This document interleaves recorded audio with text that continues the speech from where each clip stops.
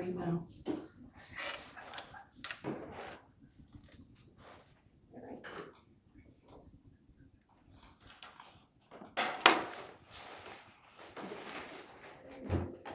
Are we good? We're still on blue screen. Blue screen of death. We will begin soon. Technology, huh? It's a wonderful thing when it works.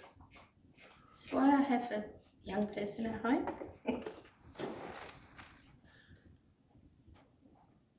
When I first started consulting, I had a 9.6K dial-up modem for getting email on that.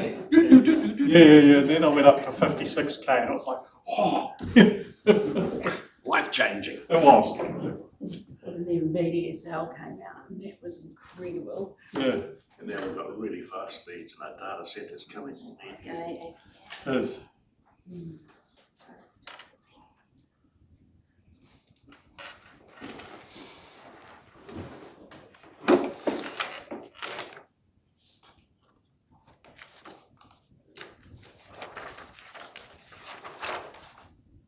So those data centres, some of the big ones that they're building use the equivalent of 4,000 homes a day. Yes. I saw that. And you almost need a nuclear power station to run them. Yep. Yeah. In fact, some of them are getting built quite close to nuclear power stations in the States for precisely that reason. That's right where I was going. Just so you can write an interesting query about it. Well, it makes me wonder with that one down south, you know, that T-Wave announced starting up Hotline 4. Yeah. And then they're talking about this sort of sodium smelt down there as well. Yeah, there's lots planned, isn't there? And I think, well, how are they going to power all this? Well, they're presumably assuming the whole of Waimate is going to go onto solar, so. Yeah. Did you want to get some from my tea, Carol? Is it? I can't find it. I want to go get Justin.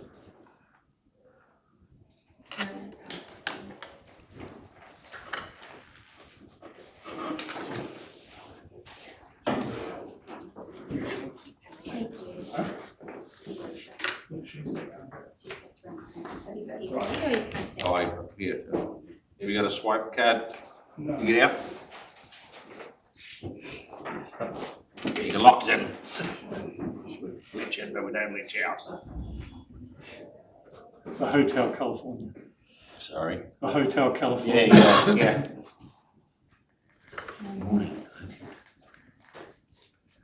Quiet, my voice is not really working. You been busy, Ross? Yeah, busy running around after kids. Oh, cool. Oh no, work's been busy. I've had a big conference Yeah. up in Hamilton last week, or the week before. Oh, okay. What did you do for the weekend? Really interesting, lots of presentations from Like, the Structure Commission. Oh, yeah. So that was good.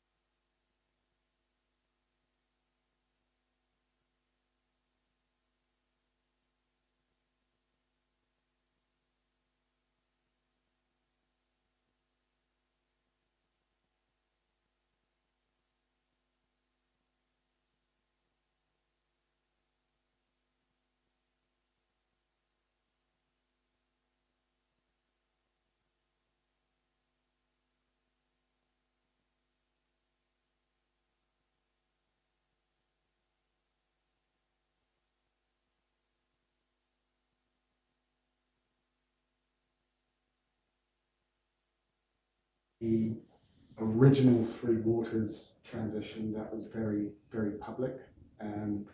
Local would have done well, just get on and do what you need to do. So we've done the water services delivery plan, we've gone out and we've told the community or canvassed the community on their preferred position. They've come back and said internal business unit.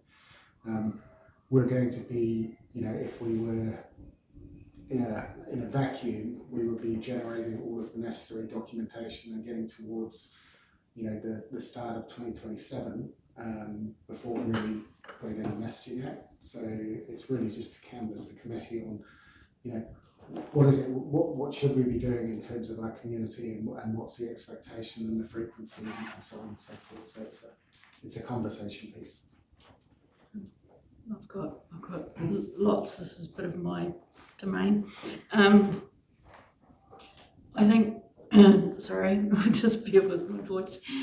We need to encourage rural uptake, all uptake of Notify Me, but particularly with our rural, because there is that option to opt in for text as well as email communication. So I'm not sure how we can target it, but I think we need to do a bit of a rural campaign that it's one of still the best official channel, but also have print and social. For us as councillors, we have a responsibility to share any comms out through our own networks, and again particularly in our rural communities, and look at your local pages. One of the things I thought about for comms with rural is your school newsletters.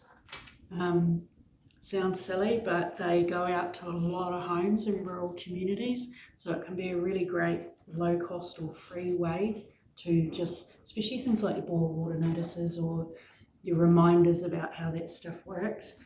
And so I'm sort of think that sort of broad comms, but I do think we need to start talking about regular updates on the sort of, even if it's just a quick one pager of where we're at with this committee and what's happening with the water services.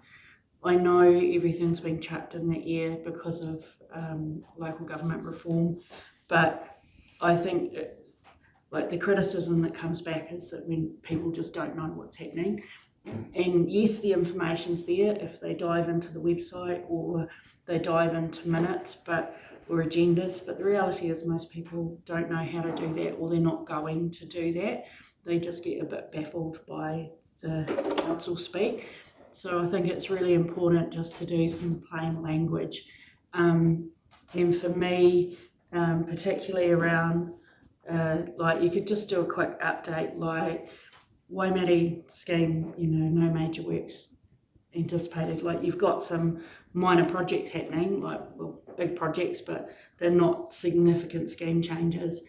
But your rural schemes, like what ones you're looking at point of supply for, what ones you're looking at new plants for, like you could just do really simple one line. Like that's, this is what's happening here, this is what's happening here, this is what's coming up. And then I think we need to be really honest and open with our community and really consistent in our messaging that water charging is coming, like usage charges are coming, volumetric charging, because we need to prepare our community for that reality. It is going to look different to how they currently pay for their water, and I'm really concerned around the financial impact of that for some families. So I think we need to kind of get ahead of that and educate as much as we're able. And I know that all this stuff isn't kicking in until July next year. We're already kind of quite a few months into this group, like it's flying by. So so that's kind of the stuff I'm thinking about. Good thoughts. Dan, just a question there, and I mean obviously you had some feedback from the rural water schemes at a meeting a few weeks ago. The upping comms what's the resourcing implications for the team with that? Do you have resources already to do that, or? We've got a communications team in council, and it's probably a service that effectively the business unit would buy in. Yeah. So it's a question that I'd have to put to them. But in terms of generating the collateral to actually do that, we're kind of doing that through what we present to this committee already. Yes. So it's a question of just taking out the good bits of that and putting it together. I don't think. Yeah, we're not talking about Dave having to put out a five line, one paragraph one before he has his coffee or anything like that. No. On Facebook. Dave's thoughts for the morning? No? Be on the Facebook. I think though, with the appointment of a rural rep and the formation of the rural committee, a lot of those issues will have been addressed. Yeah. I mean, the rural guys, it was more in the past. Yeah. So you're happier that those things going forward are a good place at the moment? Yeah, I think so, James. They are in a good place at the moment, and Sandy's right, it was about the past. Yeah. And I guess now we are in a transition phase, and so there is the opportunity to provide some information to I think, would it be fair to say, Dan, that the rural sector is probably facing the most upgrade and change to the way the service is delivered for them in the next 1 to 3 years? Through the chair, I think there's still going to be significant change for urban customers. Remembering that urban customers we're talking about the rural services, so we're talking about potable water, wastewater and stormwater. So there's potentially significant change depending on how those tariffs are structured and the models and whatever else. I mean, at the moment, for instance, stormwater is effectively a general rate, and then we'll move to something that is more targeted. So that could, all these things could have impacts. Building on your comments around where the upgrades are occurring, I think you're right.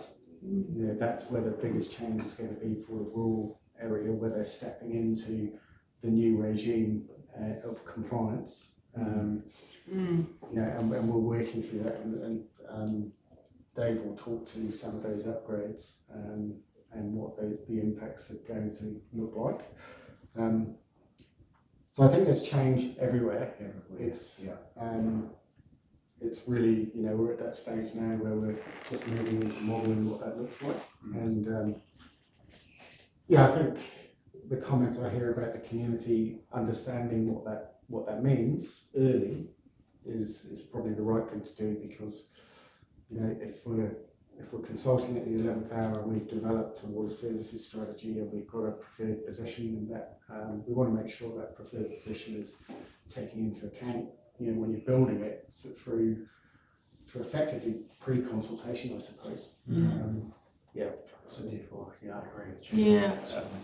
I mean, one of the things I noted, and it was one of what's going to be a board and water service authority in North Island, went and looked at the website the other day. It hadn't been updated for like 18 months. And I thought, actually, that's, the thing is when you go down a comms path, if you create a space, be it on the council's website or Facebook or whatever, social media, and then you don't ever update it, that's still, hence the question about resourcing, because it's regular. But on the flip side of it, and speaking of somebody who's been married coming up 40 years, occasionally my wife says to me, "Are you grumpy?" And I say, "No." She said, "But you haven't said anything for a while." I said, "Well, I haven't had anything to say." And so no communication sometimes can be misconstrued.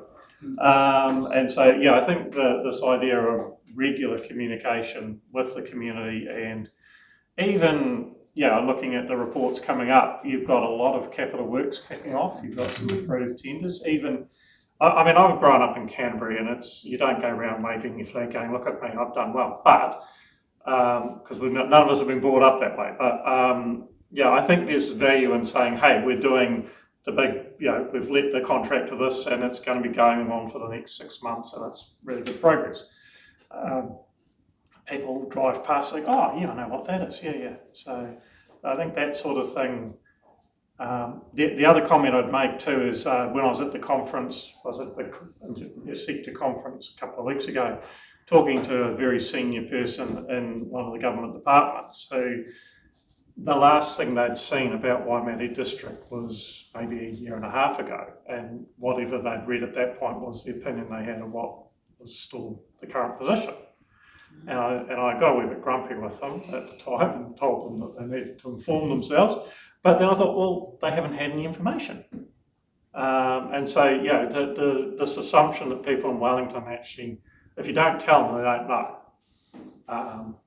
And I think there's something to be said for just making sure across the regulators and the people that might be looking in that you keep a good flow of information to them as well. Yeah. Right.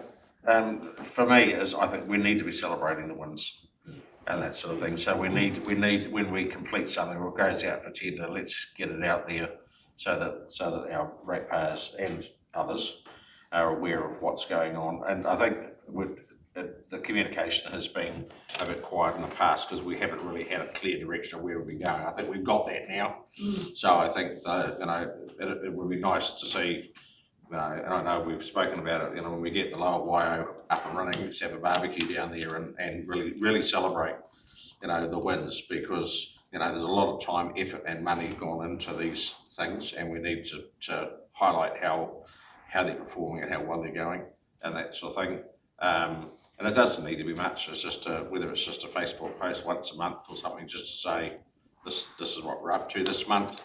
And that, because the biggest question I know we get as elected member is, I see someone was doing something down, Ekawai Tawa Road, or what was that about? And that, so if we can preempt that by putting just a quick thing in there, I think James's role is key with that connection between the rural users and that sort of thing, and I think we've got that well sorted out about passing on information and bringing information back. But I think the risk with that is it stays within that little group. We need to get it out a bit wide, and I agree with what Jackie says, that notify me is a really good thing, that you can just pop something on there. And as you said, Wellington just have no idea what's happening down here, so if you don't blow your own trumpet, no one else is going to. They could join notify. Sorry? They could, but they're unlikely to. Yeah, so it would be good just to, but I would caution talking about items until we've got an idea of where we're going as well. So the likes of volumetric charging, you don't want to get the people into a panic saying, we're going to bring in volumetric charging, but we have no idea what it's going to look like. And I think that will come out, Dan, when we start going through that consultation process with people. And that, I'd love to see us start now doing a waterwise program. We need to get across to people that water's not free, and that the water doesn't cost us much, but it's the getting it to them and the treating and everything else. So, we need to start getting into the likes of schools and getting into the kids and saying, doing the stuff that Stuart was talking about, turn everything off and go out to the gate and have a look at your meter. Is it still running? If it is, you've got a problem, and that sort of thing. If you leave the tap running while you're brushing your teeth, it uses 15 litres of water. If you turn it off, it uses 2 or 3. I think we've got to start getting people thinking around the new normal, which is going to be, what it's going to cost, and the less you use, the less it's going to cost, and that sort of thing. So I know that's a huge piece of work, and I don't know whether we've got resourcing for that level at this stage. Rainwater tanks on the side of urban houses for washing your car and watering your garden, and there's a whole heap of stuff we could do in this place, but everything costs money. It does. As far as taking people with us goes, especially in the rural communities, we're way ahead of where we were 3 months ago. And we did a couple of meetings in here, and I think they were quite cathartic.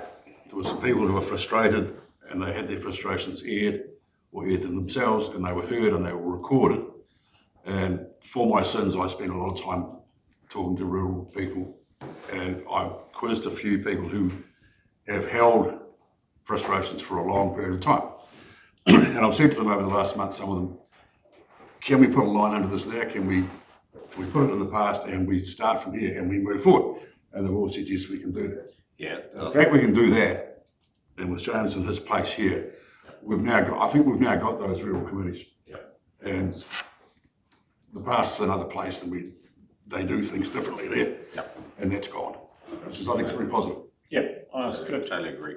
And I think, and if I looked at the public announcements around the long-term plan, I mean, the vast wodge of the increase was water related. Yeah.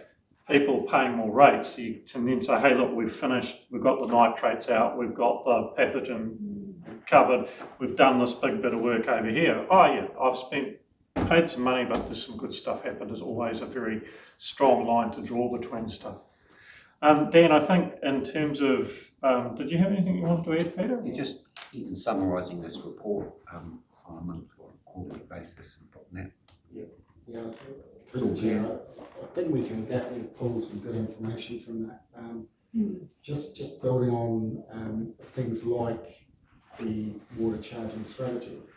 So rather than trying to hang, if you want to start a conversation about it, so rather than hanging on the dollars, we have got the opportunity to talk about all of the available mechanisms and who's going to benefit from it, who's not going to benefit from a certain mechanism, and suggest that we're going to consult on a number of different tariffs. So, we can still have that conversation, right? If you're talking urban, you can talk about, is it fair that, a house with 2 people in it pays the same as a house with 4 people in it? And a large boat. Yeah, and how can you suggest different ways of charging and then get people's feedback on that just as as an idea rather than hanging the dollars on it. In the rural, you can do much the same. This is how we charge for water. It's effectively volumetric, but there are other opportunities, and sow that seed and say who potentially benefits from changing the mechanism.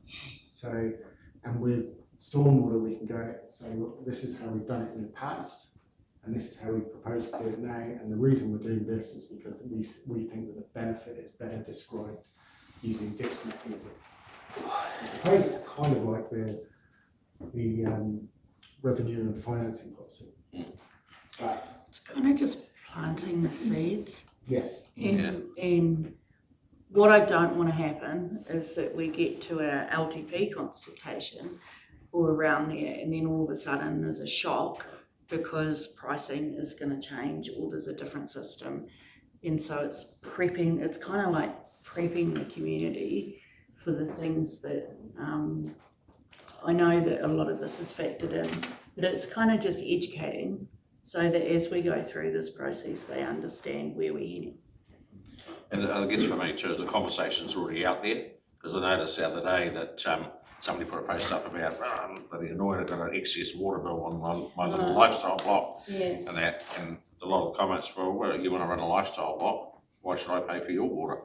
And so the conversation's already happening. Yeah, I jumped on that one and said, yep, And that sort of thing. that So is the way, and that is every 6 months I get a bill for my water because I have stock. And that's enough from us. Better let the boss have a say. Stuart, did you want to add anything there? Well, yeah. Thanks, Ross. First of all, we think about volumetric charging the wrong way around. This should be about what we can save, not what it's going to cost you. Water's a precious resource. It's about demand management. It's about water loss control. It's about getting the pricing signals into the consumers that they have control of how much this is going to cost them. And they can keep it to a minimum, or they can, be more flagrant with their water use from month to month, and it's going to cost them a bit more. But getting that story ahead of the policy is very, very important, because people think it's just a new tax. It's not. You're already paying for your water. I just want to come back to the part of the meeting which we're talking about, which is the comms plan. Just a couple of things, and I'm glad you mentioned, Ross, the LTP, because I just want to say that the comms team just doesn't sit there waiting to do public-facing comms. It also produces our APs, our LTPs. It does all of the other. It does our Facebook and Instagram and runs Notify Me. Notify Me is not about getting stories out there. Notify Me is about getting boiled water notices out there and urgent signalling. And the other one, the email system, which is called Email Central or something like that. That's about HQ. That's about consultation. But what I would like to suggest is that, and there was a comment about getting this report and trying to pull pieces out of it. I think they'll bore people to death. They can access these reports. What we could do though is I'd like to, with your permission and with the approval of the committee, is to get with Dan and Michelle before the next meeting. Because I think we could come up with a fixed monthly or bi-monthly water Facebook post, which we just add to. And we capture stories. That's what people want to see. And they want to see where their money's going, and they want to see where it's been spent. They can always come back to the documents in the corner of the room and read through the finer minutiae and detail. But we want to get pictures of diggers digging and people putting pipes in the ground, and does it align with Water Services Plan, Water Services Strategy, and therefore pre-approved by council through budgeting processes. So I think by the next meeting, if it's okay, we'll come up with a bit of a plan, because you've got to remember we have a very, very lean comms team to try and keep expenses down. So let's just see what we can fit into that capacity. Next meeting, come back with a plan. That some ideas. Yeah, some ideas and what's achievable. I'm pretty sure that the good ratepayers and rural consumers of Waimate do not want more money added to their bills to pay for better level of comms. That wouldn't be the objective. We don't contract any of it out, we don't contract any of it in, and we don't want to start doing that. We want to keep rates low. Yep. As low as possible. But anyway, the other thing I'll mention is we can all contribute to this. When you're out there on site, just grab a couple of photos on your phone. You add a bit of context to it, we can shape it up and spit it out through the Facebook page, that's fine. And I think once people know that's coming out on a monthly or bi-monthly notice, they'll know where to look. Yeah. If that's acceptable. Yep. We can always modify it. Yeah, and I think that what you're saying about the when it comes to metering and volumetric charging, the benefits is really important to highlight. I know the likes of Kapiti, when they went to water meeting, it cost the mayor's job, but it saved them hundreds of millions of dollars in unrequired upgrades or deferred upgrades, because their water leakage went. Where are you going with this, Craig? Just that we need to highlight. We don't want it to cost you your job though. No. But we need to highlight the positives. Yeah. I think the other thing too, and it's lessons from the electricity part of the industry. There's this ability to have low use tariffs and things like that. So I think people who are on quite retired single person in a house not using much water, I don't want to be clobbered, and you've got all sorts of mechanisms and structures to take care of that. And I think it's just even communicating, everybody's aware of that, they're thinking about it, there will be feedback, open and honest, and then it just takes away that fear of the unknown as well. So just one last comment through you, Mr. Chair. The other thing about producing the materials around water wise and conservation of water as a precious resource and so on, well, the material's already out there. We can grab it and modify it for ourselves when the time's right.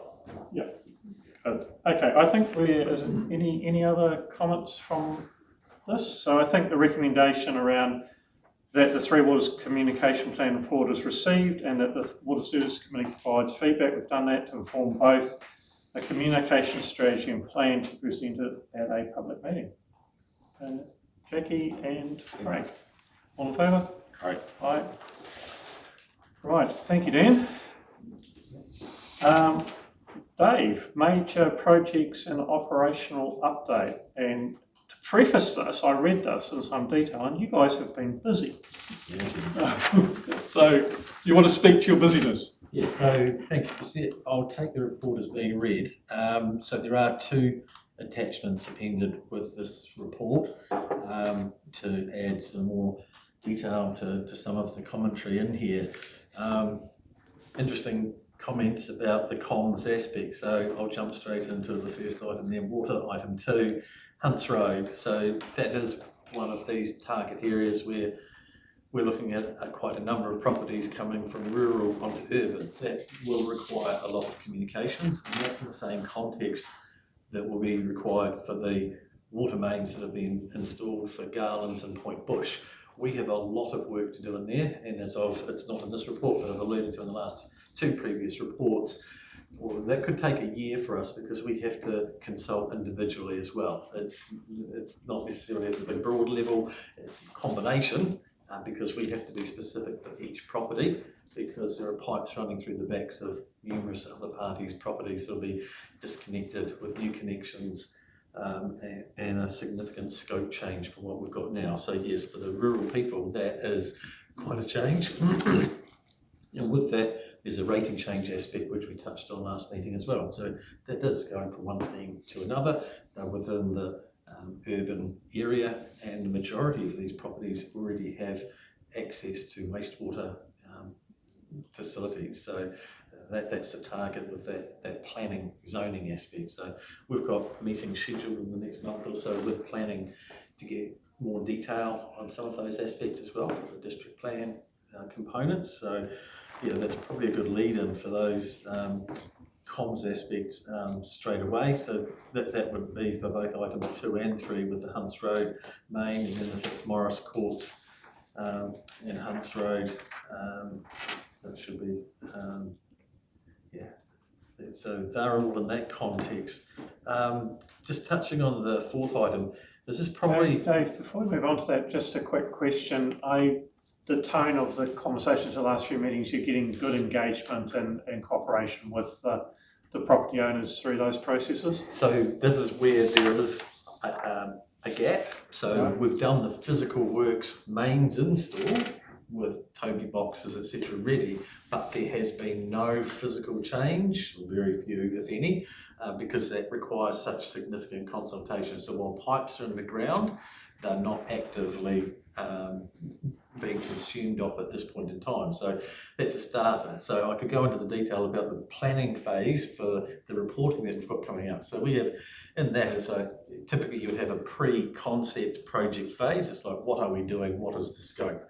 And that's where the scope can have numerous layers. And so sometimes maybe what we're doing last might have been better a bit earlier.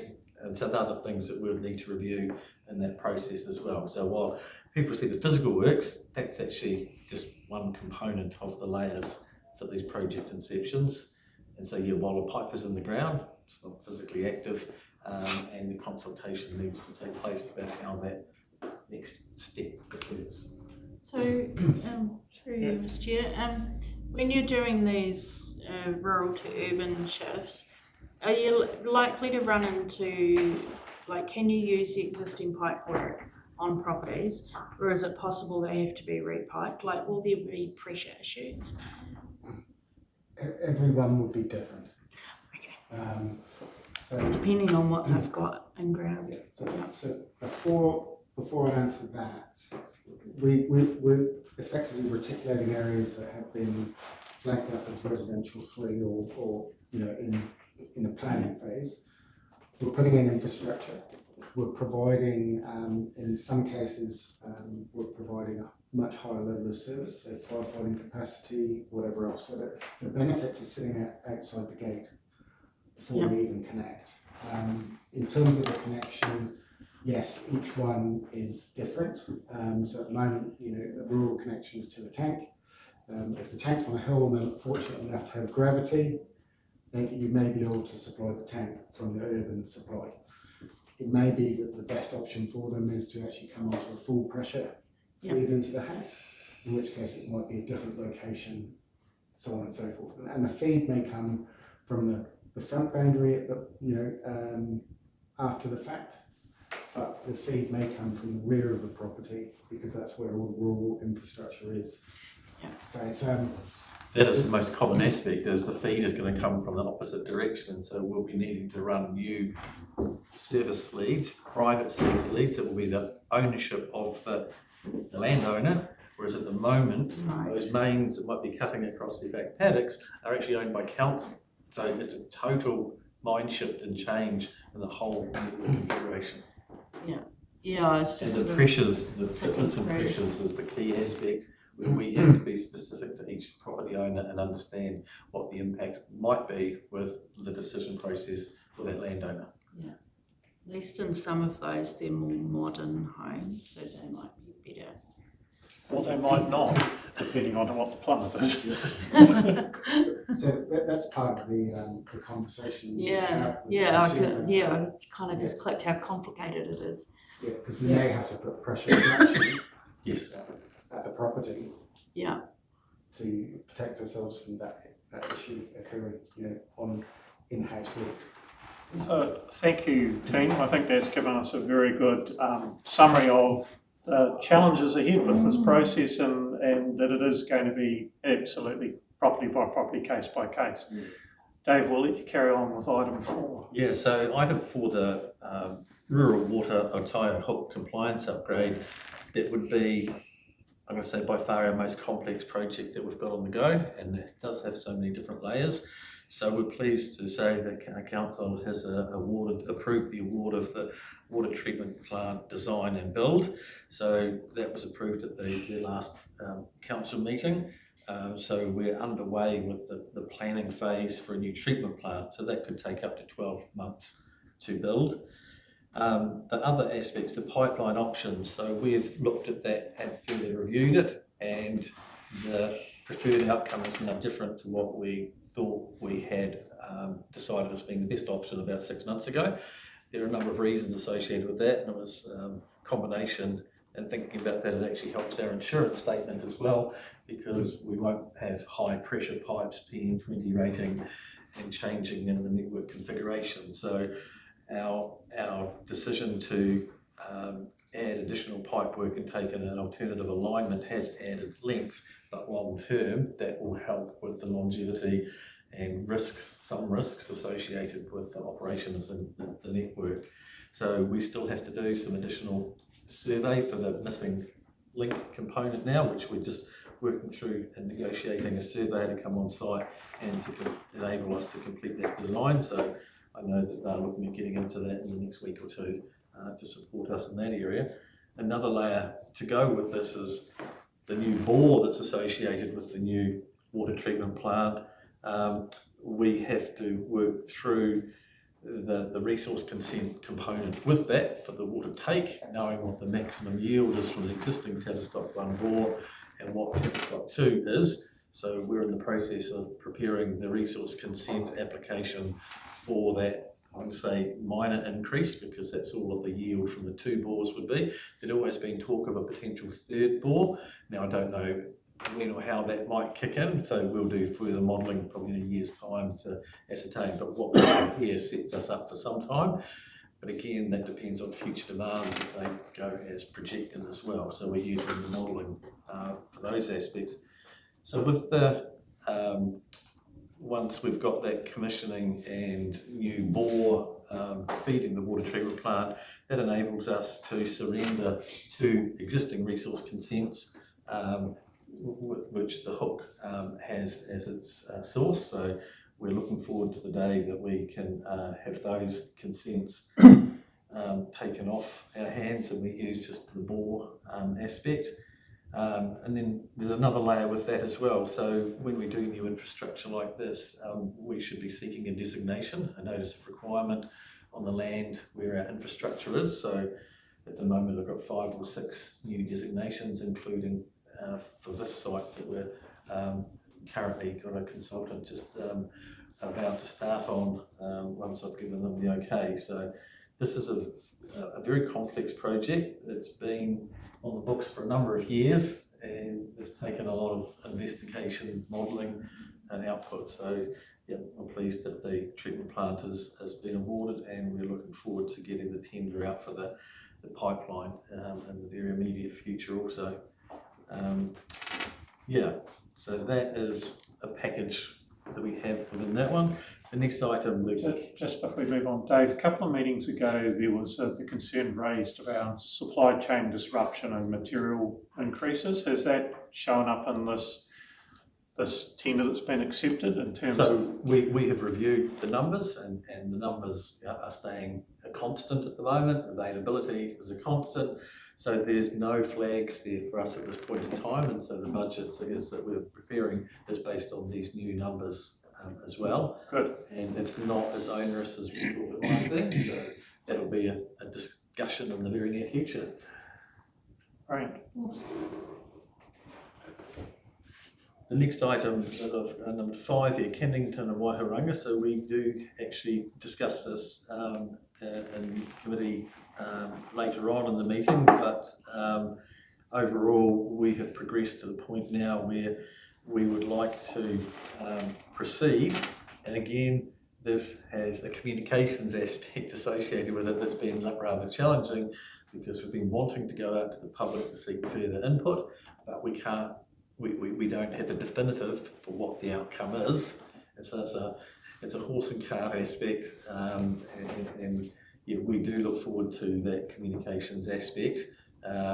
We've prepared a significant draft information for that, and once again, each individual property for a point of entry will have to be considered on its merits and so forth. So as part of that process, I've attached one image on the back page there.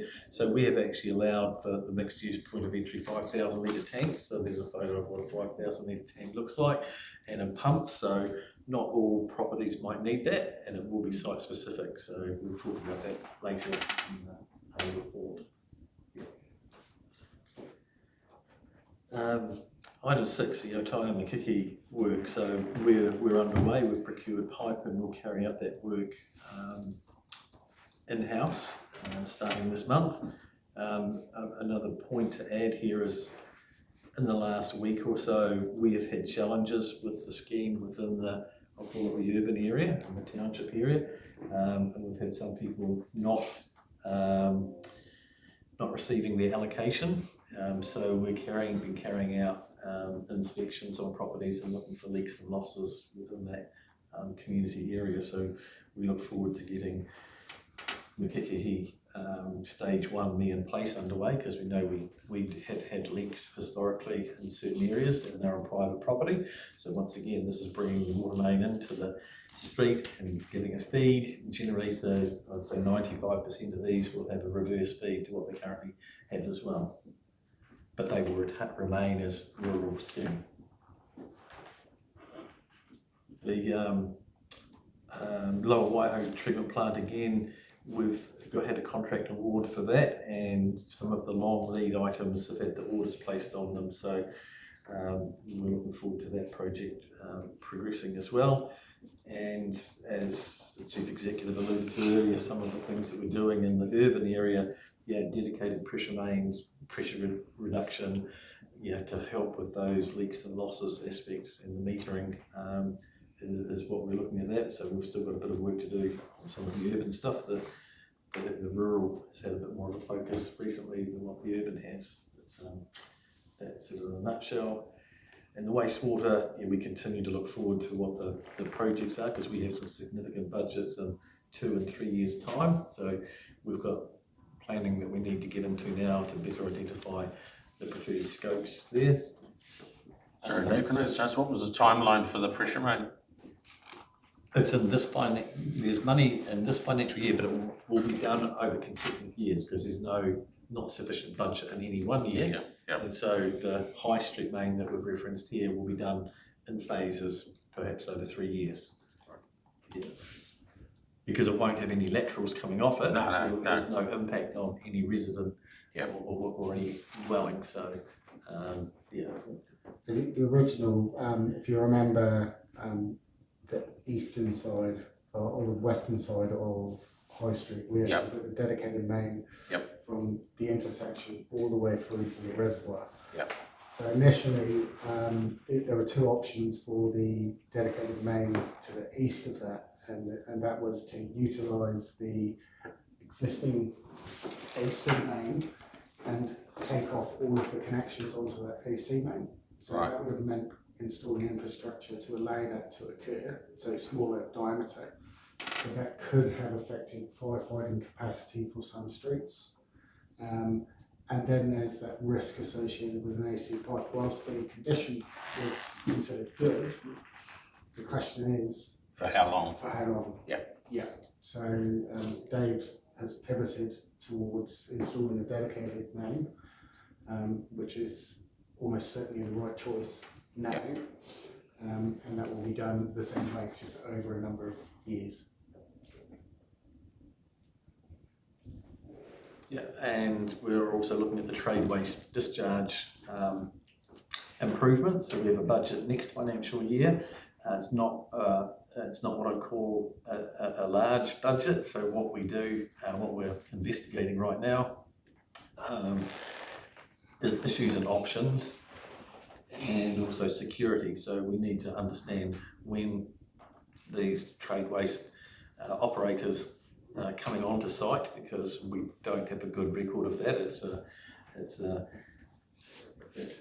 good faith, goodwill activity at the moment. So what we'd like is a fob key access to a specific site, and also to minimise, to reduce the direct discharge and have it so that it basically trickle feeds into the networks. Instantaneous discharge issue with if there was any contamination or not so pleasant material that got into the network. Stormwater, so there's been quite a bit going on in the stormwater activity area. So the Port Cousins are doing quite well at the moment. We're just waiting on the consultant's design report for the Belt Street underground soakage. So I had a meeting with them last week to further progress that. So I've been given instruction for the final design now, which, as we've talked about in the next one, is a requirement under our global urban resource consent for some of these betterments. So we can tick some boxes very near in the future for some of these aspects. The CCTV and LiDAR that we had completed on the stormwater that actually traverses partially under this building, I've attached a summary 3 pages for that to this report as well. So the pipe is over 120 years old. It's the concrete arch, but it actually has 3/4 different shape profiles within what we've seen. So for a pipe of that age, it's in very good condition. However, it is in need of maintenance, so it will require some cleaning. So we're working through that with the contractor on how that can be dredged to remove some of the material. I know quite a few people in the younger years, in fact probably latter years, that actually walked the pipe. But, it's not really an acceptable way under the health and safety requirements of 2026. How deep is that sludgy? It's more rocks and material, Dan, isn't it? I wasn't present at the presentation, but we've primarily got hard rock because all of the safe entries are direct onto the pipe. There's no catch pit to catch the silt or rock or twigs or trees. Yeah. Certainly some interesting photos. There definitely are. Initially, there were concerns that the base of the pipe was effectively damaged and missing, but subsequently they found that it's actually just material within there. Sitting on top of it. There are some large pieces in there. There are some pipes that have been laid through it. I see that. But basically you're looking at 100 to 150 mil of material at the bottom of the pipe. So that's capacity that we can claw back. Right. There's the opportunity to take those, to actually model now, because at the moment the modelling is based on the profile that we thought we had. Yeah. But then we've got additional constrictions that we haven't modelled. So the question is, do you go through and model what that constriction actually does, or do you get rid of that constriction? And how you do that, so we've got an options report that says, you know, so at some point in the future we're going to have to replace this pipe. Yeah. and it's highly unlikely that we're going to replace it on the alignment that it's on. So we've then got to go back and look at the options report and say, can we bypass the construction with new infrastructure and then bring that back in, and then over a number of years install infrastructure which is going to replace this. What's the capacity of this? Is it up to cater with a big storm, a really storm? It's we've got the flood modelling, and so this is just a condition report. We've got flood modelling, so we know which return events we're likely to see ponding and where we're going to see it. The modelling is only as good as effectively the LiDAR surface that it's put on and the pipe work that you put into the model. When you know that you have certain issues at certain areas, then you can go back and adjust your model according to that. So where the model says it's ponding over there, and we say there's never ponding over there, it's always over here, then they can go back and refine that model. So that's the place where we're at the moment. The calibration of the model, as known by Dan, for what the modelling output shows, isn't reflective in the modelling outputs for what he sees visually on the ground during an event, whether it be a 1 in 5, 1 in 10. We haven't seen a 50 or 100, but the 1 in 5 and 1 in 10, there wasn't too much difference between each of those two events.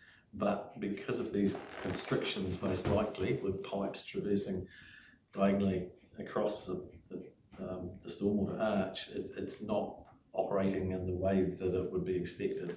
Could you just explain to me what the invert is? The invert of the pipe. Yeah, when it says that there's It's flat, so on the third serious deterioration, particularly in the invert, and how be considered. So on the third page, I've put that schematic.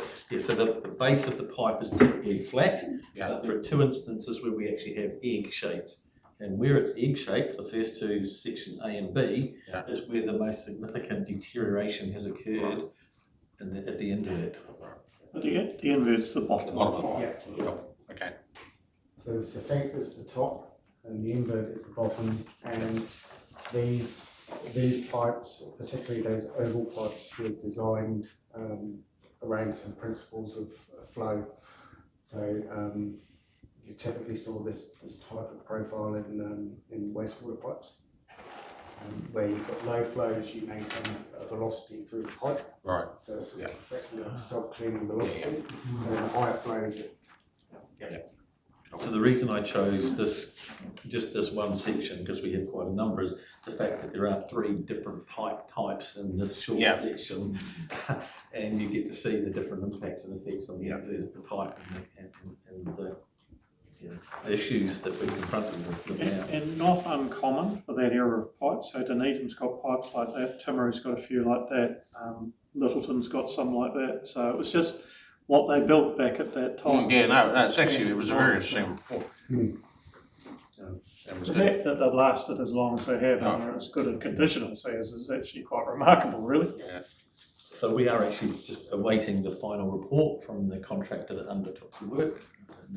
I've committed to that, but we've got sufficient information now as an enabler for the other investigations for this catchment, top catchment. Yeah. I think the other thing for me too is it showed how critical that photographing them is. You know, putting the video cameras and down there, and Takes the guesswork out. well, you don't know what you don't know. I was interested to see this one. It looks as though someone stuck a pipe through a bit of corrugated iron over the top of it. Yeah, that's not uncommon in the nowadays. Yeah. In terms of the flow, if I remember rightly, it's the pipe is dealing with something like two and a bit cumex in a significant event, so 2,000 litres per second. So it's a critical pipe. Yeah. And just breaking it down to how we will design pipes, when we put new infrastructure in at the moment, we're designing for a 1 in 10 year event and taking into account the changing climate. Yeah. And then effectively we try and deal with the overland flow. So the modelling is indicating that, you know, for a 1 in 10 year event, this is actually behaving quite well. So the focus for us is now on the overland flow, but in the interim, we can probably introduce some additional capacity Yeah, into that just pipe. by cleaning that pipe out. Yeah. So that's a win in itself. Yeah, they clean it out. Job for you, Paul. Down the pipe. How do you do it? What's that? How do you clean Most it up? likely dredging. Oh, effectively, it's two pulleys either end. So if you imagine, a rig that's capable of bursting a pipe, so a pipe bursting rig, putting a cutting head through, they'll use something similar, but they'll create effectively a dredge inside the pipe, and that will pull material back, and they'll keep moving up and down until they've cleaned the material out. And then presumably if there's some damage in the invert, you'll do some repairs on those damaged areas. Look at the lining options. Yeah. Lining of this diameter is definitely an option using structural fiberglass and similar materials. Is that brick with plaster on it at the moment? Mostly concrete. There is some brick, but as I said, there's so many different aspects associated with it. It's typically concrete arch though. Is it brick down the, did it used to be brick down the main street? Yeah, Queen Street.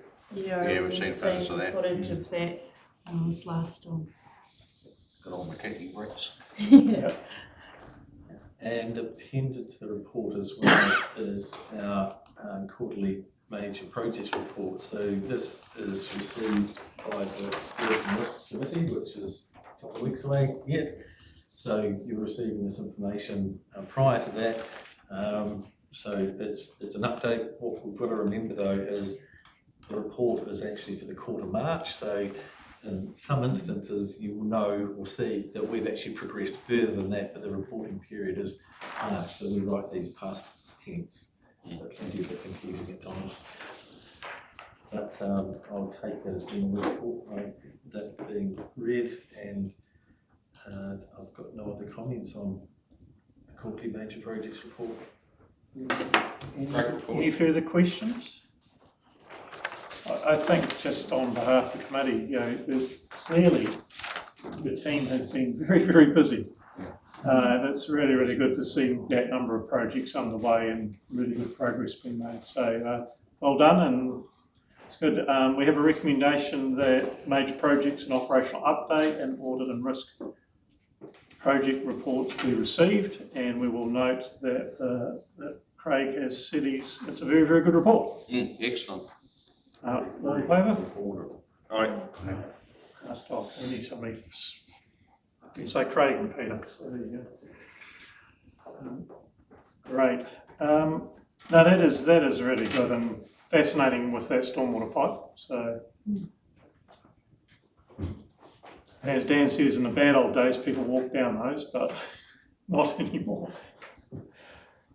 George, is George speaking to our non-financial performance measure compliance? And I'll take thank you, Mr. Chair, I'll take the report as read and then pass it to the committee to see if anyone's got any questions.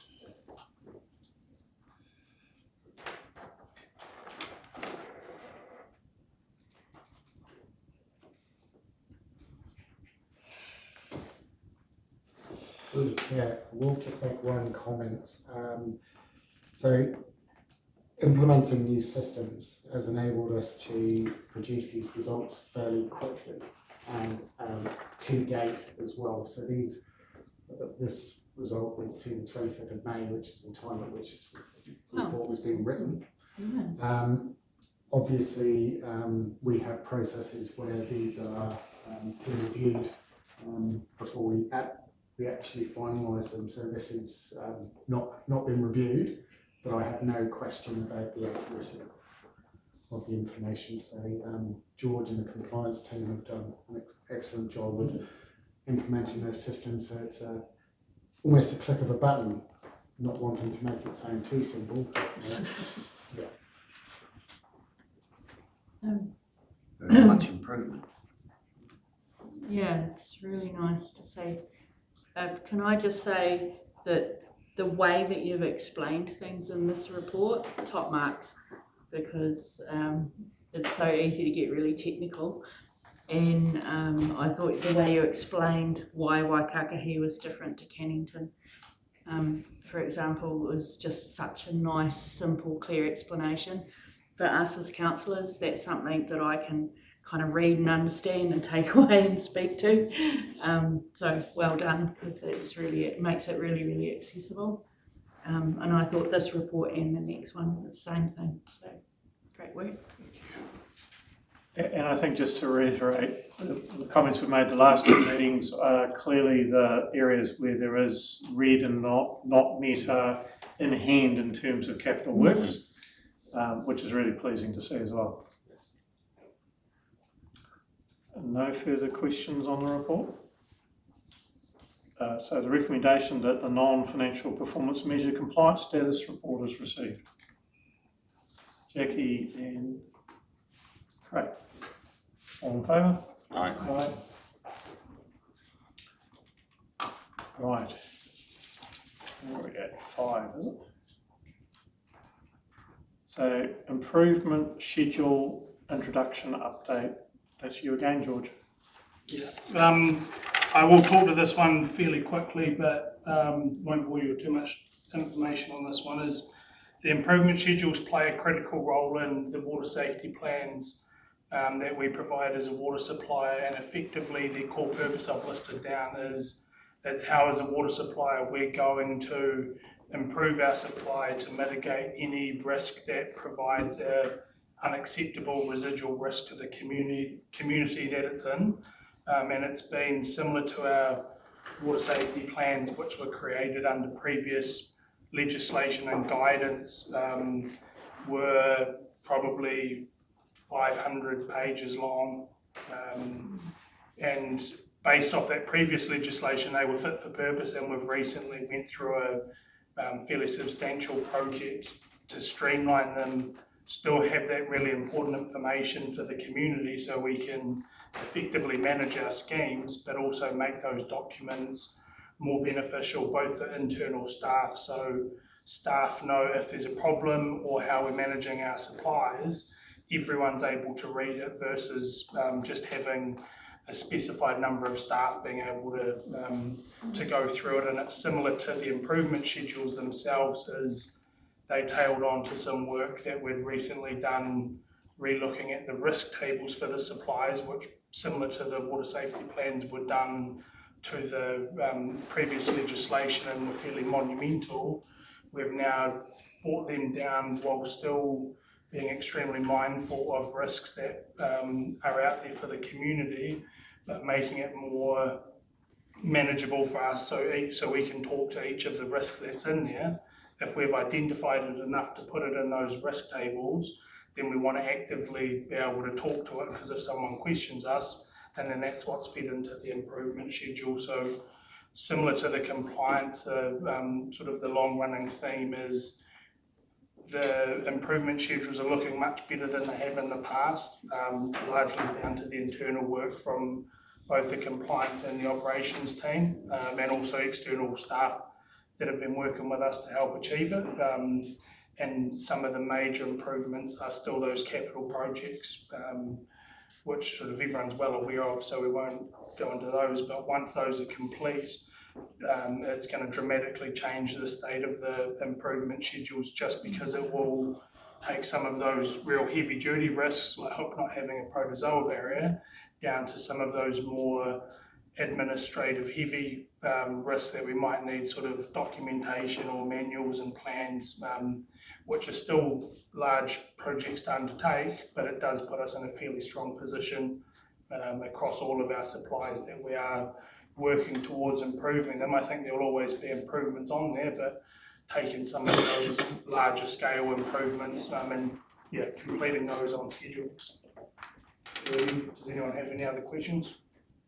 Once this body of work's finished, I'm assuming that gets posted back up to the relevant regulator for recording or approval. Is that how it works? Or? And all of it gets updated. So when we make the changes in the new water safety plan, and risk tables have been updated, so they're sort of on the portal for the regulator.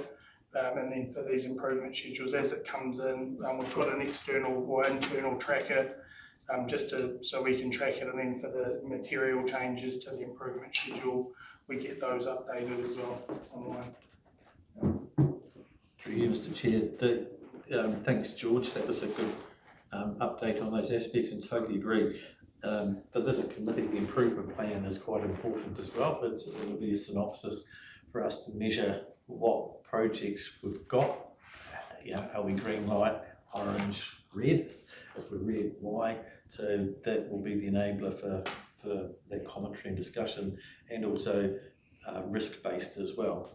And it's linked back to all of the documentations that George has just alluded to. So it is for a huge benefit for the staff and the committee and regulators. Through the chair, there's also the opportunity, the idea, well, first of all, I asked George to put this report together, but from a committee perspective, we have improvements documented in a suite of different documents. And I think it's really important that we publish and discuss those improvements and how we prioritise them. And, it boils down to the funding, in some cases. So some things are really, really cheap to fix. Some things are a lot more expensive. So I think we probably need to look at a regular update of these improvement items to the committee. And also tracking, quarter by quarter where those improvements have been made. So it will come out of the process for developing the asset management plans. There will be no doubt improvements in the strategic asset management plan. So I'm looking forward to actually drawing a line in the sand and saying this is where we're starting, and let's go on this journey of continuous improvement. And this is going to provide you essentially a governance reporting mechanism to just keep the focus on. Yes. Yeah.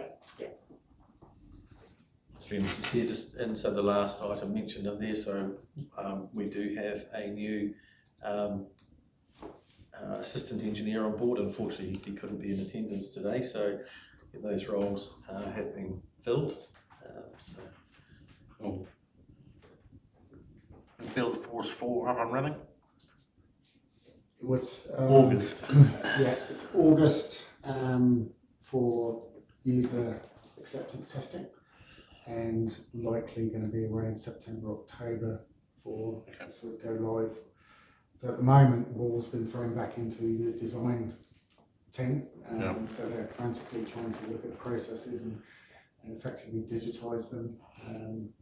So that there are a couple of items that we would like to talk about as minor items, and so one of those, we'll touch on it later, but that also impacts Field Force 4, because we could actually utilise that to solve a problem for us.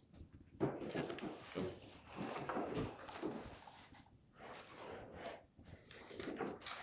Right, no more questions on this report?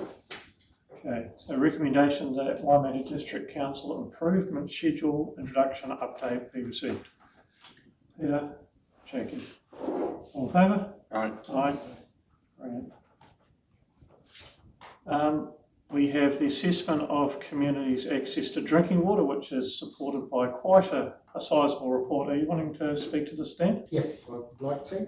The first thing I'd like to say is actually Nikki not only wrote the report, but she's been very much involved in the development of the attachments to the assessment. So just a bit of history, I suppose, before we dive into this, is the Local Government Act has always required, in some form, these assessments to be carried out. It used to be every 6 years, if I remember rightly. It was 2006, and then it's been from time to time. Yes, that's correct. So, which seem to be different for different places, shall we say? Yeah. So it became voluntary, and so they weren't produced. So with the new legislation, there is a requirement for us to look at the drinking water supply off the bat, and the deadline for that is effectively 1 July. So with some assistance, from an external consultant, we have produced this document.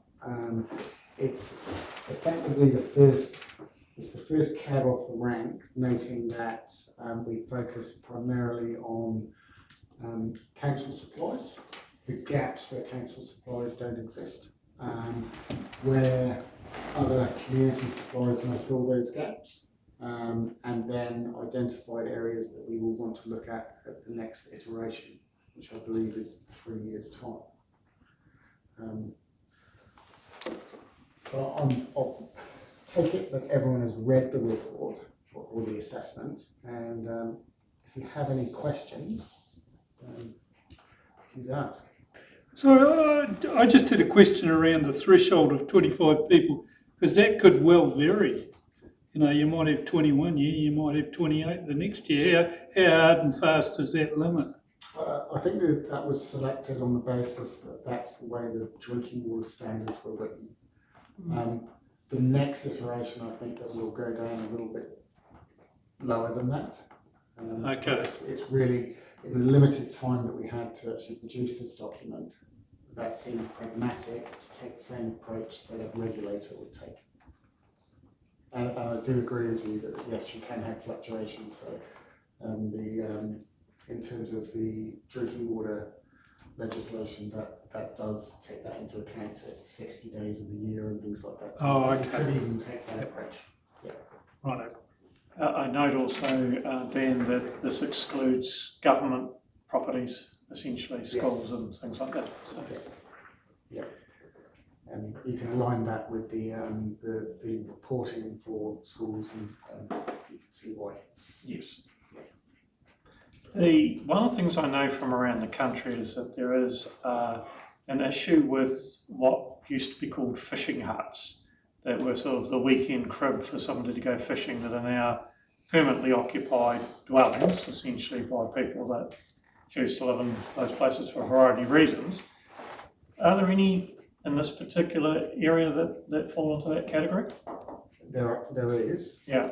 They happen to be connected to one of our suppliers, which is quite useful. Right. That's very useful. And they also have a maximum occupancy time in a 12-month period. Which is rigorously enforced, no doubt. I'm sure it is.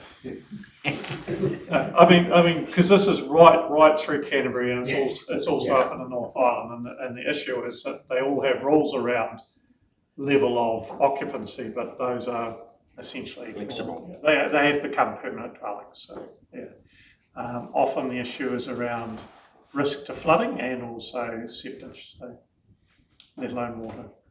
So that is included in here, though, those sites essentially. Yes. Yep. Yeah. Right. Yeah. So there's a table which is it doesn't give Names. the names or details. No, I noted that. Yeah. But there is another copy of this that once this is approved, effectively the one that goes to Taumata Aroa or the Water Service Authority will have that information in it. Yep. So, Right. And this is sufficient, you think, to meet the requirements of the Act at the moment? I think it is sufficient. There is room for improvement, and I think the next iteration will show those improvements.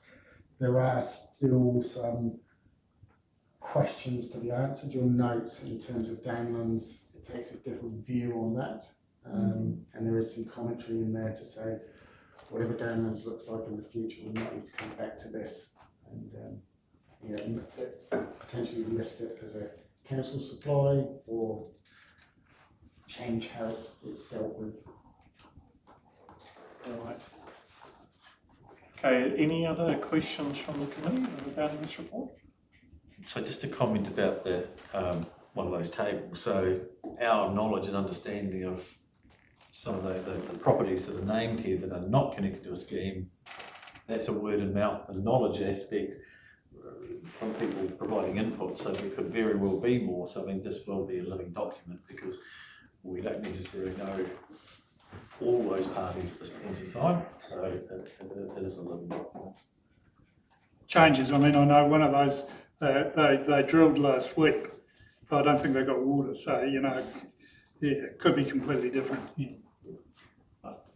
Having had some discussions with one of the very senior people at the Water Services Regulator, Ararawai, when they started a few years ago this process of going, oh, how many small private suppliers are in New Zealand, they optimistically thought there was 5,000, and a couple of years ago the last figure I heard was in excess of 75, maybe 100,000 across the country. And so, slowly but surely trying to get as a whole country, I guess, in New Zealand, they can get a handle on that and where there are risks. So it's not it's a process just to identify that, and where there needs to be further discussions there then can be. So, yeah.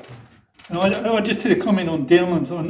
It mentions that there's a feed there. It used to be Sandy Cameron's, but it also mentions Martin's Crossing Bridge.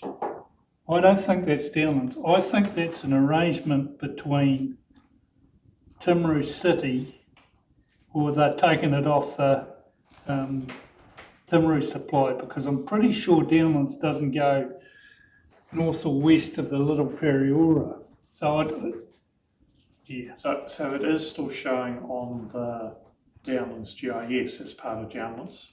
Is it? Yeah. Because I tried to find a map. 8 properties connected. I just can't work out how they're connected, because I don't think Downlands has got any pipes in that area.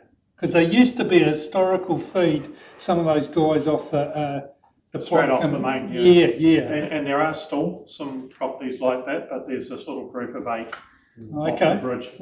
According to the plans, I haven't verified that on the ground, obviously. But I can ask that at your next Downlands meeting, Sandy. Yeah, I will. Yeah.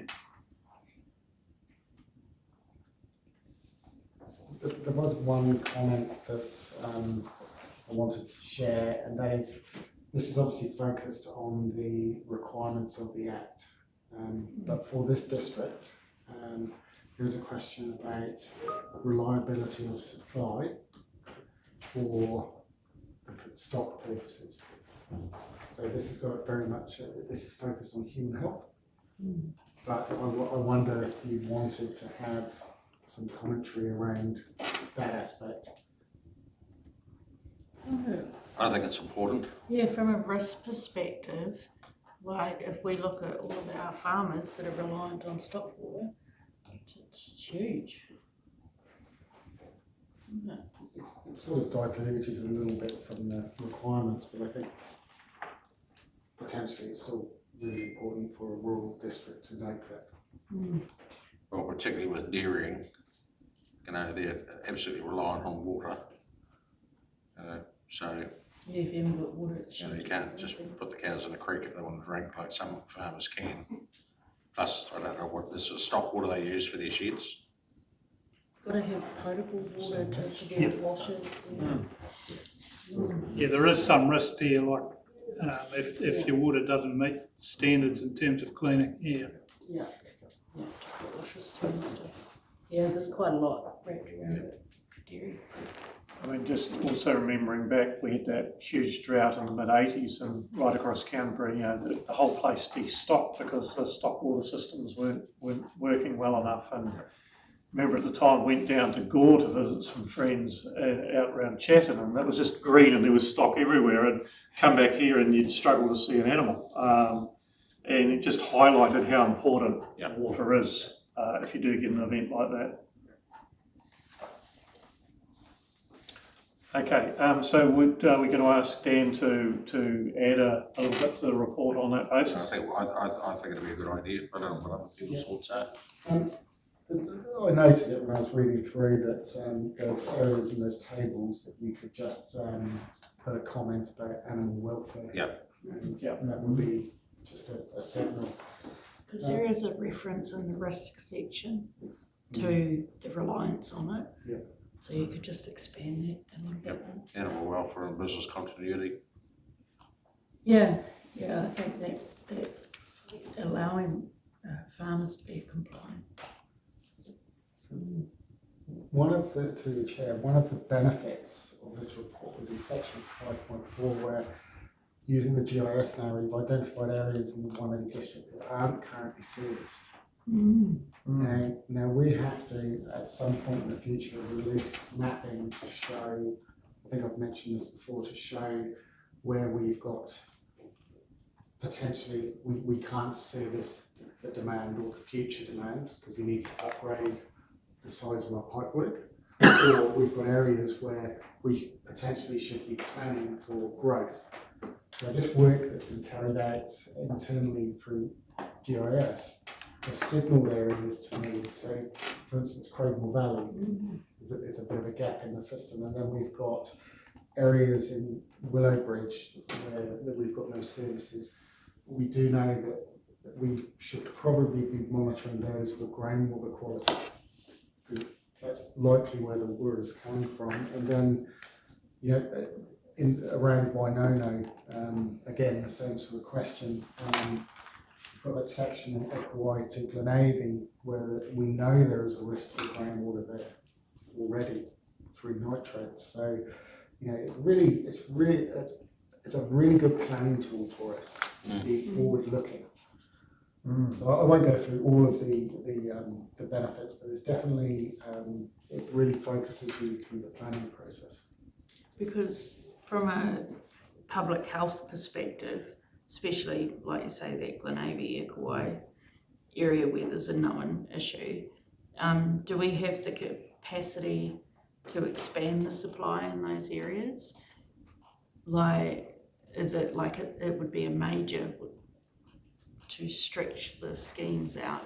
Well, that would be a specific modelling outcome Yeah. for what the requirements, volumetric requirements might be. If it was for a domestic dwelling versus Yes, dairying, for farm. there's significant differences. Yeah. We have capacity in that new take, don't we? Yeah, I mean, you would suggest that if these farms are not connected to our supply, that they actually have an alternate source. Yeah. So the question is around, you know, it's effectively providing residential collection. Yeah, domestic versus connections. Yeah. Yes. Yeah. the farming. So you don't necessarily have to put your scheme under huge stress. Yeah, if you're just focused around the housing. As you say, that provides you a framework to have those discussions and to look at it from a planning point of view, particularly if you end up with bores that are compromised for whatever reason. Yep. Any carry on, I think? So Okay. just to comment, Mr. Chairman, so the kind of support that might happen in these areas that aren't serviced is indeed, like you mentioned, perhaps some water quality testing of groundwater. Potentially, yes. Yeah. I think the old view of testing for groundwater was grab a sample, if it's okay, you go away and use it. We know that there are seasonal variations there. Yes. It might be a question of us looking for what information that Environment Canterbury might have for those locations. People generally don't test their water supplies. Through you, Mr. Chairman, I think I've commented earlier previously that my discussions with people that have been taking water from the Glenavy tank is because they're not on their farm, they're not on town water, they're not the landowner though, they're an occupier, and they've all got their 5 litre cans and they're all taking at least 4 of them away for their weekly domestics. They're not all bore water. In fact, the people I asked, they didn't even know what their bore water was. They just said it tastes horrible. It wasn't, I said, is it nitrates? When I asked the question, they didn't know. They said, we don't care about nitrates, which is to drink nice water. And then another party there was actually a surface water, and they said, the water's horrible. It's milky white coming from a surface water tank. So there's various aspects out there with these properties, and it's not all about groundwater, it's the surface water component also. Speaks to a need, though, if people are rocking up with containers It does. for It certainly does. reservoir. And So those people are they're continuing to go there on a weekly basis. What's our, at what point do we become liable? Like if someone opts out of the scheme, do we have an obligation to? If an individual opts out of, say, the installation of a point of supply unit, I think that's just noted back to Te Mata Arawai as being a connection to a non-potable water supply. Gosh, there's risk, isn't there? So council has undertaken its due diligence. Yes, so That's we've offered the opportunity and we're able to supply, Yes. but if they decline to take that supply, Through you, Mr. Chair, though, I think the work that we've done and the acknowledgement by the community over the last, we go back 4 or 5 years, they've always wanted that opportunity to have a point of entry unit that they could operate and maintain themselves. I think the rejection of that offer will probably be quite minimal, if any. I would anticipate, having lived on a scheme that was on permanent boil water notice, most of them will be pretty excited to get off those and to be able to drink out of their tap, like I know from experience. And to physically see the filter unit and UV in your garage or outside your house, just give some reassurance to yourself that that's happening for you and it's going to be safe. I had a guy ring me because the Springbrook supply was on a boil water nose. He was going crook because he'd been buying water for his dogs for the past 6 months. And I just couldn't believe this. So he's been buying fresh steak for the dogs as well, or? Very valuable dogs. Yeah. It is, there is an interesting quandary here though. When we talk about point of entry supplies, that's compliance via the acceptable solution, which is a different set of rules. You asked the question about if someone can decline the connection. There are some odd provisions in the Act in terms of proximity to a council water supply. It doesn't differentiate very well between rural and urban. Much clearer for urban. Yeah, much clearer for urban, but the principles could be applied to the rural as well. In other words, you will have to connect. And it'll be interesting to see whether that. Yeah, how it plays out. Yeah, I'm just sort of thinking from a risk management perspective, from the audit and risk view, like what our risk exposure could be if people decline supply. There's also Health Act and Building Act requirements for dwellings. You know, a rainwater tank with some treatment on it is acceptable in a rural situation, but you've got to be able to demonstrate you've got enough water to run the house and stuff like that in a sanitary manner. So, And dairy farmers, like I said, dairy sheds need potable supply to run a dairy shed, like they have to. It's part of their deal. Okay, cool. Yep, just another aspect to think about. I think practically the statement that was made earlier is if there's a council supply running past the front door, very, very few people are going to turn it down. Turn it down because it's everybody likes to talk about the cost of the supply and stuff like that. You're running up the road with a can of water. I mean, a couple of Christmases ago, Timaru's water was disgusting, and my wife and daughters all drink lots of water, and I was going up to the stadium a couple of 3 times a week with 10-litre pails to fill that up because I couldn't drink the water. It gets old very, very quickly, I'll tell you that, if you're the one having to do it. So, especially the cost of gas now around there, man. We bought water the whole time we lived out at the Forks. Yes. We bought all our water. Yeah, and that's not the cheapest way of getting Boring. water either. So. I was going to say, wouldn't want to test that either. No. Only All true. right, I think recommendation of this part of the report, that the assessment of the community's access to drinking water report is accepted, that the committee provides feedback and amendments, which we've done, and that the Water Services Committee approves the amended Waimate drinking water supply assessment for publication and submission to the Water Services Authority by 1st of July 2026. So that is actually going to happen before our next meeting. Just before you put this to the table, Chair, just to be really complicated, given that this is a compliance document, I'm just wondering whether in 6 months of the passing of the local government system improvement bills, given the announcement by the Minister to restrict committees and non-council members on voting, that we need to actually start getting our heads around the fact that documents like this will have to probably go back through council just quickly as a recommendation. Yeah. I'm wondering, Dan, whether there is urgency for this. There's two parts to this, and this is, I'm wrapping my head around it, because it's before Parliament at the moment, and then 6 months after that it'll come into effect. So today we could actually move on this, but I'm just thinking, knowing that it's coming, that we perhaps move to accept that we need to be very careful about what committees actually approve and what decisions should go through a full council, given that this is a compliance document. So I would suggest, if it's all right with you, that we actually amend the recommendation, provided we have time, Dan, to just put this through the next council meeting between now and the 1st of July. Yep, for sign off, and that this committee recommends that council approve the report, keeping in mind the conversation, and there'll probably be some amendments once it lands with Te Mata Arawai, and they will come back with some feedback. Yep.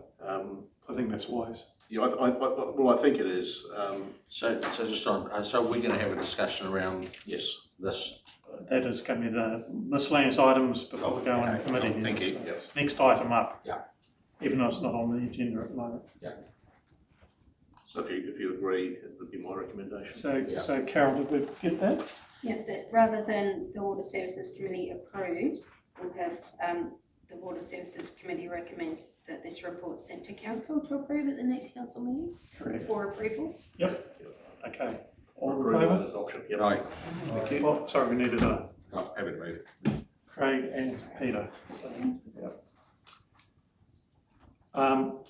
So we've got some, sorry, scroll through this report now.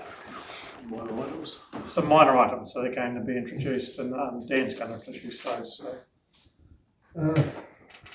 The first minor item I'd just like to discuss, because it's become a bit of a live issue for us, is as a effectively water supplier, our access rights have been changed from those that are provided to us under the Local Government Act.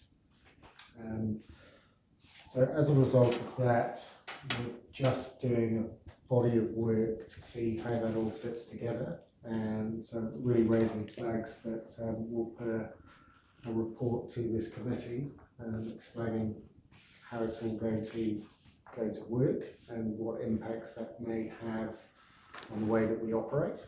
And then there will be, we're creatures of legislation, so the letter of the law is the letter of the law. So this is in law now. Yes. Effective August last year. Yeah. Right. So,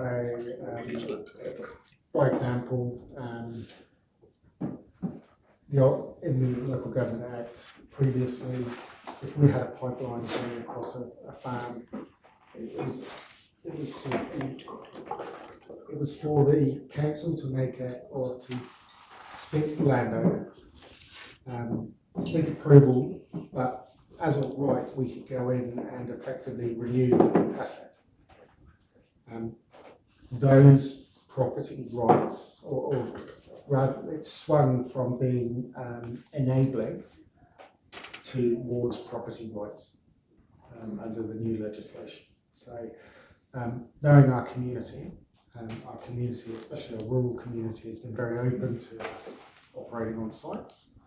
And picking up the phone, finding out, oh, actually, no, you can't go into that paddock until the end of the season. Okay, that's fine. So we worked in with them.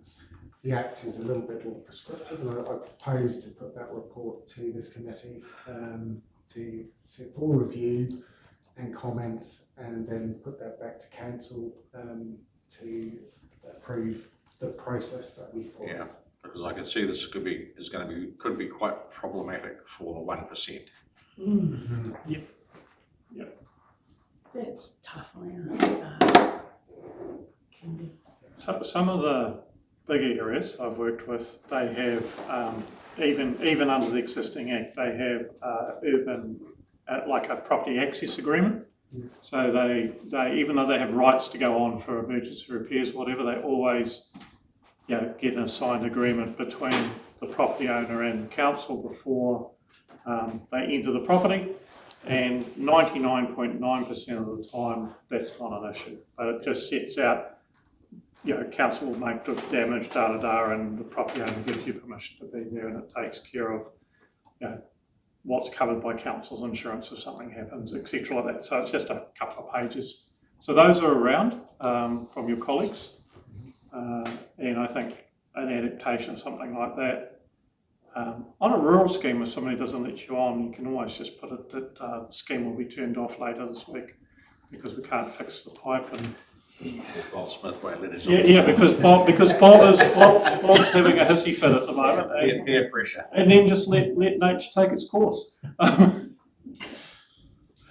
No, I mean, certainly in this part of the world, I don't like it. It's really, really rare for people to refuse access, and often it's another issue that's actually the issue. So, The sad part about it is just another layer of bureaucracy.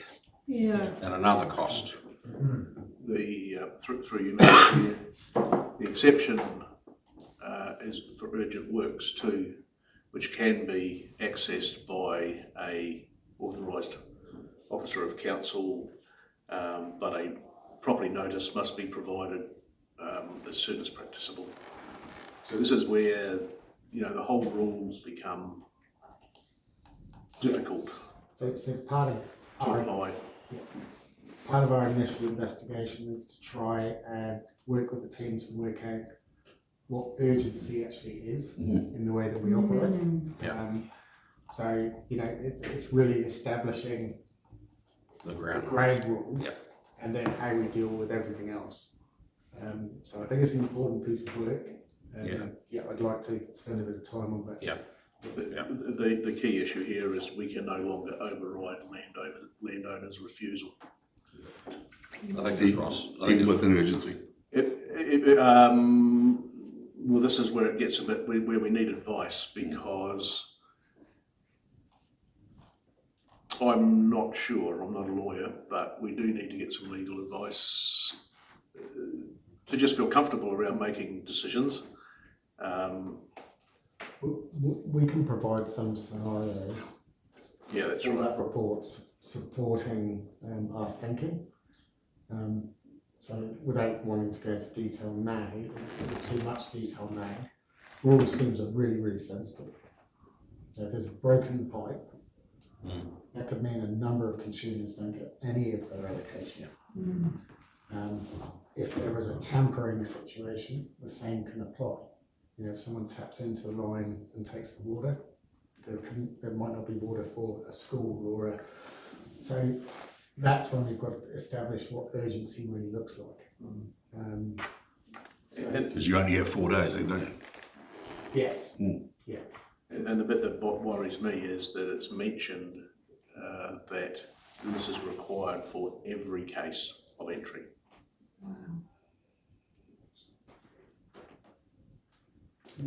I think, as Ross says, I think for 99.9% of the time, this is not going to be an issue.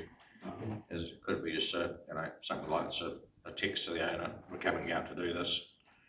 This is what we want to, sorry Craig, this is what we want to explore, because the alternative, if it's stuck to the letter of the law, is going to drastically increase the cost of service. And I mean drastically. Especially when you move from, being, majority reactive to programmed works. There's a big difference between most of your reactive, you could probably say is almost emergency. Yeah, yeah. But if you get into scheduled maintenance, that's slightly different. Yeah, but to give you an example I've got a quote, a little bit of work on my home, and people who sent it out sent me a zero link that said, read this, click accept, say yes, bang, you've accepted our quote. And they've got a record of it. So, for agreements, it could be you get somebody's email, you flick them something, they click yes, job done. The tech is available you're not going to have somebody traipsing out there with a piece of paper in hand and stuff like that. And like so much of local government, goodwill is a really important part of it. Yes. I think it's common sense when you're dealing with cookies. Talk to them first. Rocket science, is it? Committee will be good. I'm sure they're going to want to get water to their stock. Yes, that's generally that's a rule. And generally, if you've got a broken pipe, they can see a lot of water coming down the hill and not getting to their troughs or their tanks. And But I think Dan and I have had a couple of discussions about this. What we need to do is just make sure that we get it right, so it's not going to sort of impede any operations in the paddock or The 0.1%.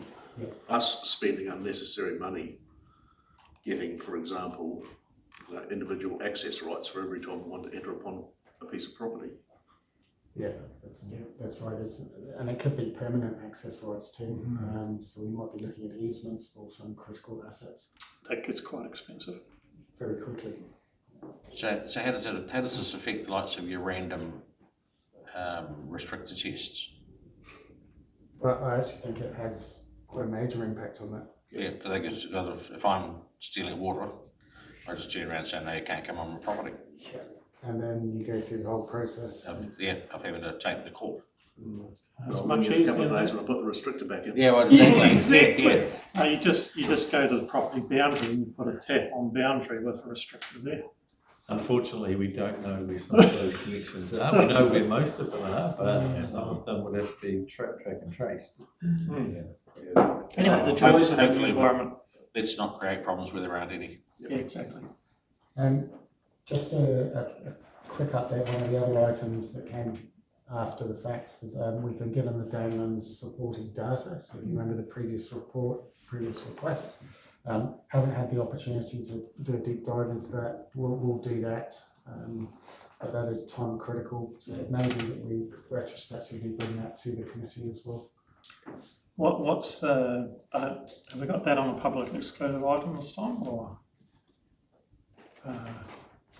No. So what's the time frame for that set of decisions? Was it July or August or?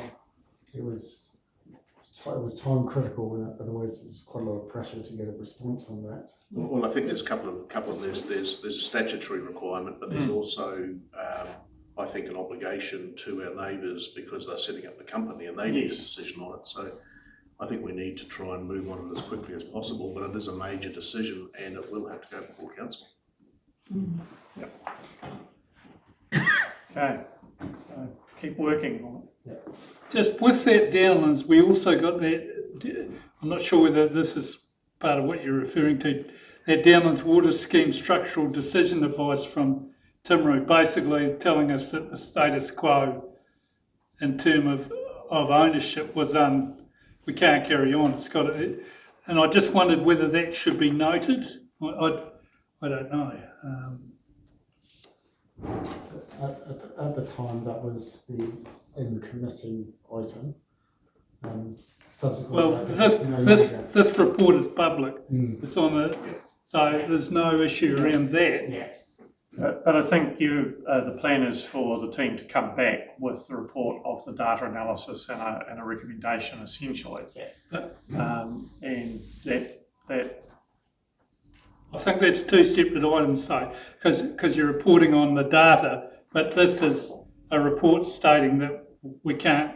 And I just because I mean I suppose even from risk management there's a risk there. You know we can't carry on. yeah, but the data will support a recommendation as to which way Waimate District chooses to go on.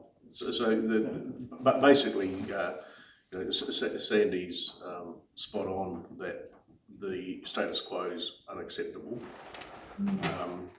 Not a legal position anymore. But there are two other options which we will rely heavily on the data to support our recommendation into which way it goes. But it's a big decision. It's a major decision. It's really a council decision, isn't it? Correct. So the options available are to effectively join the water organisation as a minor shareholder. Silent partner, silent director. Or the other option available to us was effectively a bulk supply arrangement where we take on all of the assets. The difficult part of this decision is our inability in terms of time frame to go and talk to the customers. Yeah, it's a mess of And this is a big part of it, but change. we are where we are and we'll do our best. But we may even come back with perhaps just some signals out of session too to keep things moving along to see how we go. And the final item was around meeting frequency. Yes. As to whether monthly is working at this point in time, or have we got enough change in between the agendas to warrant moving to every 2 months at the moment, or so. So the response to that is what's coming up that's going to need quick decisions as or 2 months decisions. So we've still got Downlands that's going to need some discussion and decision. Is there anything else? Because obviously monthly meetings are putting quite a load on your team. Yeah. That's the issue. Yeah. So is there anything that's going to need dealing with in July, for argument's sake? I think in terms of Downlands, that will probably be dealt with in June council meeting. Yep. Is there anything with the local government reform? Yeah, well, that influences the Downlands decision, really. Downlands, but it also influences the work of this committee, I imagine. Through the chair, the simplification of local government has a major impact on everything. Yeah, it's kind of... And at the moment, everything is up in the air, so as to how much input we put into the LTP, so as how much input through Timmer and Mackenzie put into the water company. What, we just don't know. We don't know who our partners are at the moment. Potentially, we don't even know which way the council is going to decide to go with any of it. But you've got everything coming at us all at once.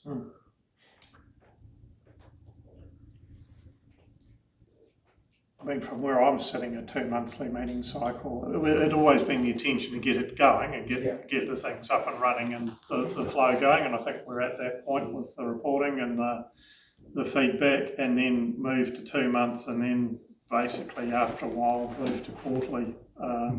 I still think that's a good aim and progression, because it keeps the accountability, but it also minimises impacts and costs by moving to that sort of schedule. The Downlands is actually going to be a full council decision made in a hurry, unfortunately. I don't know. I mean, obviously the contracts are all well in hand. Nothing else particularly. The other stuff is in, like, so the community water supply report and other stuff, that's all in hand and process. I just had a question around the Downlands ones. So if the council makes a decision, then where does that leave the Water Services Committee? Because normally it works the other way. The Water Services Committee would make a recommendation which council would ratify. The issue is that Timmer and Mackenzie setup of their company needs the input regarding Waimate's Downlands decision, and they are actually behind where they need to be right now in terms of a lot of the other water companies were set up around about Christmas, so 6 months ago. Okay. So they need to kick on, because they've got to be up and running and operational by 1 July 2027, they're not going to want to wait for another 2 or 3 months to set the company up. So it's just a timing issue for them. So technically Downlands isn't part of the water. I get confused. Is it part of the Water Services Committee? Because it's only It isn't. here because at a governance level. Is that what you're saying? Yeah. Okay. And if Waimate District, or the Water Service Committee or directly says, hey, we want to stay with Downlands to go straight into the Timaru Mackenzie Water Services Organisation, then that impacts the way they set that up. So they're going to have to make allowance for a Waimate share and director, silent director, all that sort of stuff. If Waimate District Council says, hey, Downlands, we're going to go with a bulk supply arrangement and Downlands Waimate is going to come over to control and operations by Waimate District, that has a different impact for... So we would have to alter our water... Yes, we would, yeah. So there's impacts either way, but one impact has a direct impact on the setup of the CCA. The CCA for Mackenzie. Yeah. Through you, Mr. Chairman, then are we saying here, Dan, that you've got some data that you're going to disseminate and then the council will make a decision at its next meeting upon that dissemination? There are other risks as well with the water services delivery plan and things like that. Yeah. So we've brought it up as technically a minor item because there's going to be no decision today. But what we're saying is this is actually a really large decision. Yep. And it's time critical too. Yep. Okay. Thank you. And as the information that Sandy circulated, this is public up on the Downlands Timaru website. The no decision is not a position that can hold. It's got to be one or other, basically. So I guess getting back to the meeting frequency, other than the Downlands issue, which is it's not going to fall within the cycle anyway, is there any benefit in having another meeting in a month's time and then going to 2 months, or do we just hop straight to 2 months? I'm happy either way. I think we could move to every 2 months at the moment. I like the fact that we've actually got time earmarked in between. So should we need to, we can utilise that time if something critical comes into play. So just keep the diary space open. I think so. Yeah. Well, we can just have a workshop Yeah. if need be. Yeah. That's another option. Yeah. Yeah. Nice. Yep. I'm cool with that. I think the real advantage of these first 3 meetings is that the team have now got the reporting up to scratch. That there's significant progress from the starting position, and council's in a good place as far as that goes. I'm particularly with today's agenda, I think probably because I understand everything more, and absolutely in awe of the sheer volume and complexity of the work that you guys are doing and the reporting that, it's just incredible. Like what you're actually the volume of the projects that we've got going on, but everything that you're building and creating behind the scenes to feed into the government reporting and making sure we comply is just amazing. So I'm really comfortable that we're on a great path. Support that. That's good. Anything else from anybody on the minor items? You're done there. Yes. Yeah? The only other, let's add one little other thing. Obviously, the announcements overnight from central government around council committees and appointed members, and I said to my wife, it's fine, I might be unemployed soon. But obviously, I think when I started this committee, you always comply with the law. That is the role of a local government. You don't get to make law up apart from bylaws, and that's always within a process. So that one will play out how it plays out, and the setup of this committee allows for. Yeah, this is you can certainly speak to this is that. an Stuart. advisory committee. Yeah, that's right. So I think what we need is as a committee, given the announcement overnight, we need to acknowledge the proposed amendments to the Local Government Act through the Local Government System Improvements Bill. That will come into force 6 months following the enactment of the System Improvements Bill adjustment, which is before government at the moment. That might be today even. So. Yeah, that's right. So basically, the Water Services Committee is an advisory governance body to the delegate with no delegated decision-making authority. To go back a step, when we first set it up, you've got to remember that we wanted, and Council supported the fact that we wanted a fresh set of eyes around the table with everything going on. We wanted certainly to have, rural input. We wanted to have other expertise, just to peer review the way we're moving forward. If we didn't have this committee, we would probably spend equal amount of money going out to consultants to do the same amount of work. More, I would say. More. On that basis, the current structure is considered consistent with both the intent and application of the proposed amendments.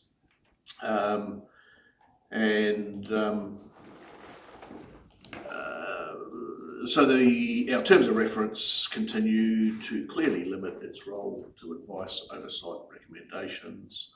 So I recommend there's no changes to the committee. It's not required. However, as I just spoke about the last item, we need to be really, really careful about what we recommend must go up to council. This committee is about doing the work and then recommending to the full council for an adoption of that direction. The other thing I mentioned to Dan this morning is that a lot of what we talk about is operational. And Dan has a very high level as a group manager to proceed. Where Dan may not feel a bit uncomfortable, he may bring something to me because if it's operational, of course I have final decisions on that. But we will know when we are discussing a matter that we think should be put through to the full council to make sure we comply. I think these amendments are impacting us, but they're certainly not intended to change the way in which committees like this operate. I think there has been other events around the country whereby committees have made decisions to transfer critical council assets in terms of ownership and oversight, and that's what they are seeking to Correct. To fix. So, but I think I will get a light touch review from our legal advisors, but my view is that we carry on. I think the other thing, and obviously the members of the committee have observed, this is a committee that's operating by consensus. Yes, we're pushing recommendations up to council, but we haven't had one yet in the 3 months we've been operating where there hasn't been we're all good with that after a really good discussion. And I think that's a huge strength of committees in local government, as you do get the different voices around the table and you come to a considered position. So I don't think that's going to change with legislative change. So just going to be the tidying up of the voting rules essentially. So yeah. It's just another ill thought out piece of legislation using, one size fits all to fix a problem in one particular area. And I've got questions around, what happens to CCOs and if you do it to the letter of the law, a list MP shouldn't have a right to vote on anything because they're not elected. So. Are you ringing the minister to suggest that the time? Don't worry, I'll talk to them the next time Next time you talk to him, yeah. I'll talk to them. So just to I mean, it's an evolution of New Zealand's democracy, and there's sways around that either way, and it is a general election this year, and no doubt things will get promised and otherwise. So, Mr. Chair, we'll make sure that the officers the recommendations drafted correctly. Yep. Just my only comment on this move in relation to this committee is the whole intention of the legislation for water services is independence from council. Yeah. And they've just whipped it away. Yeah. It's I just so mean, counterintuitive. I'm shocked. Looking across all of, and I think a couple of the mayors have already come out publicly today, the audit and risk committees across the country Yeah. all have independent chairs as a part of recommendation of the Office of the That's Auditor what they General, want. or the audit office as it's recently become known. And it's around getting that mix of relevant experience to keep that sort of stuff under good review, and that's probably the bigger impact. The bottom line is 95% of these structures only recommend to council anyway. They don't actually have an ability to spend budget. Yeah. And that's the problem. Well, that's a great point, because the budgets are actually pre-approved through the budget process. Yeah. Which is your LTP and your plan. your water services strategy coming up. So, all right. Thank you, Dan. I think we'll just, as a committee, note those minor items. Right, we are moving to public excluded. So we make sure. Can we just, before you turn it off, resolve to go into public excluded? Sorry. Yep, I'm able to move. Yep. No, second. We'll just wait for it to switch off.